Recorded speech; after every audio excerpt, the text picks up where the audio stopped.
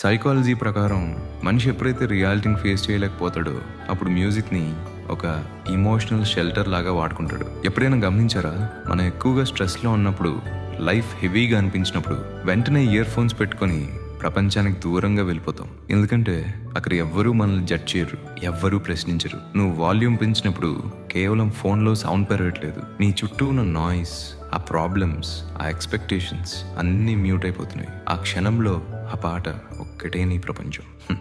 మనం హ్యాపీగా ఉన్నప్పుడు ట్యూన్ ఎంజాయ్ చేస్తాం, కానీ డీప్గా హర్ట్ అయినప్పుడు లిరిక్స్ని ఫీల్ అవుతాం. ఎందుకంటే మనం ఆ లిరిక్స్లో పాటని కాదు, మన సొంత స్టోరీని వెతుక్కుంటాం. ఎవరికీ చెప్పుకోలేని బాధ ఆ పాటలో వినపడగానే అమ్మో నన్ను ఎవరో పూర్తిగా అర్థం చేసుకున్నారు అనే చిన్న రిలీఫ్ వస్తుంది.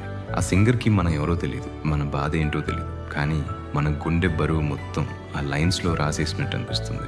నిజం చెప్పాలంటే అసలు ఈ మ్యూజికే లేకపోతే మనలాంటి ఓవర్